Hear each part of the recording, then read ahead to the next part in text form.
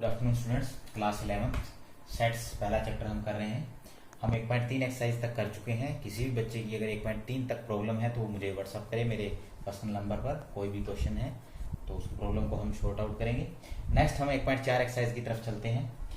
Venn diagram के through हम कुछ सवाल को हल करेंगे। देखते हैं कि ये क्या कंसेप्ट है। वेन मैथमेटिशियन था जिसने हमें ये मेथड बताया कि हम डायग्राम बनाकर एक उसके द्वारा सवाल को हल कर सकते हैं सेट्स के।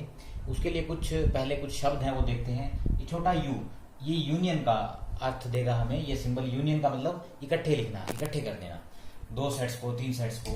अगर यही सिंबल यू वाला नीचे की तरफ हो, इसका मुंह ऐसे डाउनवर्ड हो, तो इसको इंटरसेक्शन बोलते हैं। इंटरसेक्शन का मतलब है साझा, एक कॉमन बात। देखते हैं ये कैसे अप्लाई होता है। Let's see. एक सेट ए है जिसमें 1 2 3 3 एलिमेंट आ रहे हैं। दूसरा सेट बी है जिसमें 2 4 और 5 3 से एलिमेंट आ रहे हैं। अब हमें इन दोनों को सेट्स को इकट्ठा करना है, यूनियन करना है इनका। यूनियन का मतलब होता है दोनों को इकट्ठा कर दें। तो जो एक में आ रहा है 1 2 3 लिख दिए, जो बी में आ रहे हैं 2 पहले आ चुका है उसको रिपीट नहीं करना होता।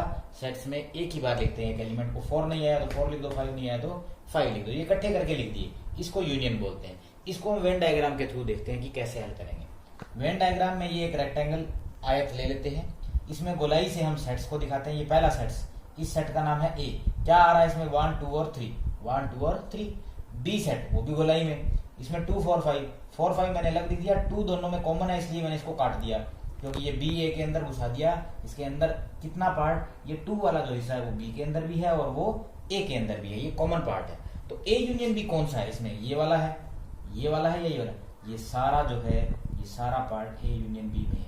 1 2 3 4 5, 1 2 3 4 5, ये सारा का सारा हिस्सा, ये इतना हिस्सा जो है ये ए यूनियन बी, मतलब दोनों को इकट्ठा कर देना है। अब देखते हैं आगे दोनों का इंटरसेक्शन। ये सिंबल इंटरसेक्शन का है, साझा, कॉमन।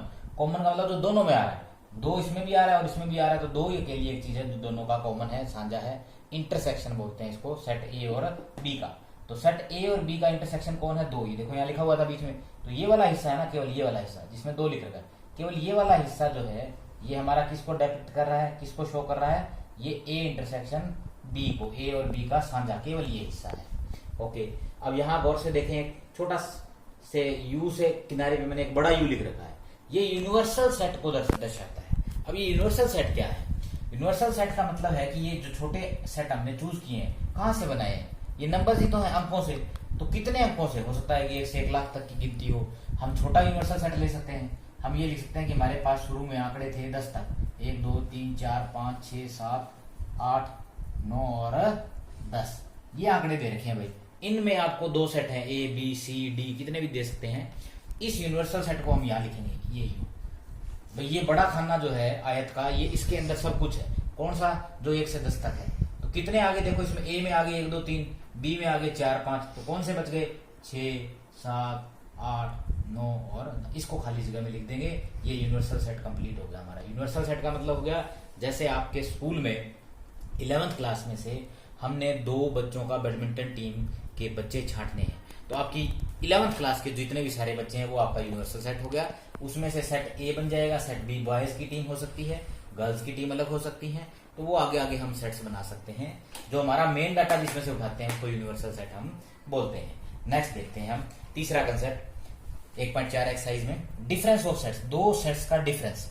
एक सेट ए ले लिया 1 2 3 4 5, बी ले लिया 2 3 7 8, कुछ भी अपन ने आंकड़े मान लिए, कुछ नंबर्स मान लिए। अब मैं ए माइनस बी कर रहा हूं, गौर से देखें, ए में से बी को घटा रहा हूं, ए माइनस बी, इसको बोलते हैं ए में से बी का डिफरेंस। ए में से बी का जाना, इसका क्या मीनिंग है? डायग्राम से भी देखेंगे हम और वैसे भी देखते हैं इस कंसेप्ट को। ए में से बी का जाने का मतलब है ए और बी में जो साझा आ रहा था, कौन कौन साझा है? 2 इसमें भी है, इसमें भी है, 3 इसमें भी है, 3 इसमें भी। ये दोनों हमारे काम के नहीं है, छोड़ दो। बाकी क्या बच गया? बाकी बच गया ए में 1 4 और 5, जो कॉमन था वो हटा दो। तो ओनली ए, इसका दूसरा नाम है ओनली ए, कि केवल और केवल ए के एलिमेंट लेने हैं। ए के वो एलिमेंट नहीं लेने जो किसी और में भी आ रहे हैं, जो किस कौन सा है? और बी, जो बी में आ रहे हैं उनको छोड़ दो। डायग्राम से देखते हैं। ए जो है वो ये रहा हमारा 1 2 3 4 5, 1 4 5, 2 और 3 मैंने बीच में ले लिया क्योंकि 2 और 3 इसमें भी आ रहा है। वो बी के, ये ए वाला हो गया हमारा और ये हो गया हमारा बी। इन दोनों में जो कॉमन है वो 2 3 है, 7 8 बी में लिख दिया। तो इधर इधर वाले ये जो है ओनली ए, केवल ए में आ रहे हैं 1 4 और 5, ये है ए माइनस बी की रिप्रेजेंटेशन वेन डायग्राम से 2 और 3 नहीं है, क्योंकि ये कॉमन है, ये बी में भी है और ये ए में भी है। ए में से वो हिस्सा निकाल दो जो दूसरे में भी आ रहा है। अब अगर इसको बी माइनस ए लिखना हो तो क्या करेंगे, तो हम लिखेंगे 7 और 8 केवल, क्योंकि बी में 2 3 आ रहे हैं और ए में भी 2 3 आ रहे हैं। इसको हटा दें, हमें ए से कोई मतलब नहीं होगा। अगर मैं लिख दूं बी माइनस ए, तो अब हमारे आंसर बी में से आएगा। बी में से कौन आएगा, 2 3 आएगा नहीं, क्योंकि वो ए में भी है। तो कौन बच गया, 7 बच गया और 8 बच गया, ये बी माइनस ए हो जाएगा। ये डिफरेंस ऑफ द सेट्स हो गया है। Find union of the following. पहला सवाल है हमारा एक्सरसाइज 1.4 का। पहले 2 पार्ट आप कर सकते हैं इजीली, थर्ड पार्ट में कर रहा हूं। सेट ए में एक्स आ रहा है, such that x is a natural number and multiple of 3 एक नेचुरल नंबर है, प्राकृतिक संख्या है जो 1 से स्टार्ट होगी, और मल्टीपल ऑफ 3 का गुणज है, 3 को गुणा करने पे 3 का टेबल है। ओके, मैंने ए लिख दिया पहले अंकों में, 3 6 9 12 15 आगे चलता रहेगा, ये 3 का टेबल हो गया, पहाड़ा हो गया। बी में भी कोई चीज आ रही है, उसका नाम एक्स रखा गया है, सच दैट इस प्रकार आ रही है कि वो एक नेचुरल नंबर है, प्राकृतिक संख्या है, एंड लेस देन 6, वो 6 से कम है। बी को मैंने लिख दिया 1 2 3 4 और 5 को भी 6 से कम है, इक्वल नहीं है 6 के, तो 6 नहीं आएगा। अब इन दोनों का यूनियन करना है, ए यूनियन बी इकट्ठा करना है, तो 1 2 3 4 5 ये तो आएगा ही आएगा। इसके बाद 3 आ ही चुका है, उसको बार बार रिपीट नहीं करना है, आगे आगे ये सारे कंटिन्यूअस चलते रहेंगे। तो ये दोनों सेट्स को हमने इकट्ठा कर दिया है। इसका 5वां पार्ट देखें, चौथा खुद करें। सेट ए है, उसमें 1 2 3 है। बी सेट है, वो 5 है, 5 का मतलब है नल सेट, एम्प्टी, वॉइड, कुछ नहीं, नथिंग। जब कुछ है ही नहीं तो इन दोनों को ज्वाइन करेंगे, यूनियन करेंगे, तो इसमें कुछ आएगा ही नहीं, ये सेम टू सेम 1 2 3 ये हमारा रह जाएगा, same to same A set हो गया, A union B is a set बन गया। दूसरा सवाल देखते हैं। एक सेट ए है जिसमें ए कोमा बी आ रहा है, 2 एलिमेंट, बी में ए बी सी 3 एलिमेंट आ रहे हैं। कहता है कि क्या ए जो है वो बी का, ये इधर सिंबल है, ये किस चीज का सिंबल था, 1.3 एक्सरसाइज में हमने किया सबसेट, छोटा सेट। क्या ए बी का छोटा रूप है, छोटा सेट है, सबसेट है। और दूसरा हमें पता करना है कि दोनों का यूनियन करते हैं तो क्या आएगा, लेट्स फाइंड आउट। एज हम देखते हैं कि ए के all elements of set A are in B, A और बी दोनों के दोनों इसके अंदर मौजूद है।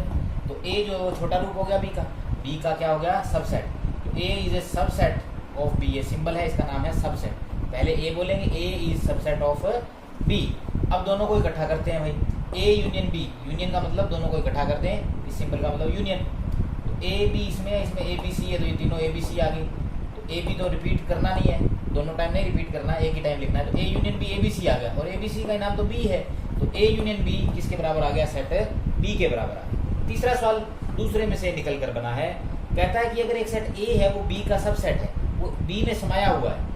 जब ये बी में समाया हुआ है और दोनों को इकट्ठा कर दें तो बड़ा कौन है, बी है, तो उत्तर किसके बराबर आ जाएगा, बी के ही बराबर आ जाएगा, क्योंकि ये तो इसके अंदर समाया हुआ है, वो रिपीट करना नहीं है, जैसा कि इस सवाल में हमने किया। तो ये तीसरा सवाल भी आप करें। नेक्स्ट देखते हैं चौथा क्वेश्चन, देखें प्रश्नावली 1.4 का एक्सरसाइज 1.4। एक सेट ए है, 1 2 3 4 आ रहा है, बी में 3 4 5 6 आ रहे हैं एलिमेंट्स, इसी प्रकार सी है, इसी प्रकार डी, 4 सेट दे रखे हैं। इसमें हम 5वां क्वेश्चन कर रहे हैं डायरेक्ट। 4 बहुत ही इजी है, ए और बी का यूनियन निकालो, इकट्ठे कर दो, बी और सी का, बी और डी का, ए और डी का, बहुत इजी है। 3 सेट दे दें, तब हम क्या करें, ए का यूनियन बी से, बी का यूनियन सी से। चाहे तो पहले वाले 2 उठा लें, फिर सी के साथ यूनियन कर लें, चाहे 2 बाद वाले उठा लें और ए के साथ यूनियन कर लें, इसमें कोई फर्क नहीं आता है। जैसे 2 में 5 जोड़े या 5 में 2 जोड़े, आना साथ ही है। Let's see it. हम इन दोनों को पहले कैरी ऑन करते हैं, ए का ए, यूनियन का यूनियन, इनका आंसर हम फाइंड आउट करते हैं, बी और सी का यूनियन। बी और सी का यूनियन का मतलब है इनको इकट्ठा कर दो, 3 4 5 6, 5 6 आ चुका है तो 7 8 आ जाएगा, बार बार रिपीट नहीं करना है। इसका नाम आ गया बी यूनियन सी। अब ए कौन है, ए की वैल्यू हमने लिख दी 1 2 3 4। इनका यूनियन करना है तो जो रिपीट नहीं करना, एक बार एलिमेंट एक ही बार लेना है, एक एलिमेंट एक ही बार लेंगे और आंसर हमारा आ जाएगा। इस तरह 3 करने हैं, 4 करने हैं, आप कर सकते हैं। एक सवाल मैंने चेंज कर दिया, ये इसके आपकी बुक में नहीं है, हम अपनी तरफ से कर रहे हैं, जो कि आपका 5 6वां 7वां सवाल है, वो इसके हिसाब से आप कर सकते हैं। A intersection B intersection C, intersection common, इसमें भी आप यही कर सकते हैं, चाहे तो पहले ए और बी का इंटरसेक्शन निकाल लें या बी और सी का निकाल लें। मैंने बी और सी को इंटरसेक्शन किया है, कॉमन निकाला है। ए का ए, इंटरसेक्शन का इंटरसेक्शन, पहले इस पार्ट को करते हैं। बी और सी का इंटरसेक्शन का मतलब है कॉमन, साझा।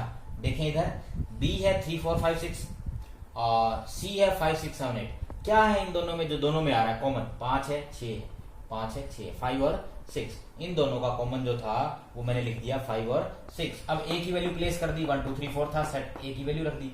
इंटरसेक्शन, अब इन दो सेट्स का इंटरसेक्शन या साझा या कॉमन चीज क्या है? इनमें तो कोई कॉमन चीज नहीं है, तो कॉमन चीज कोई भी नहीं है, तो ये सेट क्या हो गया 5। ये अपने आप में एक नया सेट था जिसका उत्तर आ गया 5 नील, कुछ नहीं है इसमें। हमने एक और एग्जांपल ले लिया अपनी तरफ से जो 7वें सवाल में आपको हेल्प करेगा, ये बुक में नहीं है आपके। देखते हैं, ए का बी से इंटरसेक्शन है, सी का डी से इंटरसेक्शन है और दोनों का यूनियन है। तो आपने को ये भी फाइंड आउट करना है, ये भी फाइंड आउट करना है, ये दोनों सेट फाइंड आउट करके फिर उनका यूनियन कर देना है। तो देखते हैं ए और बी का इंटरसेक्शन, ए और बी में जो साझा है वो 3 और 4 है। सी और डी में जो साझा है वो 7 और 8 है।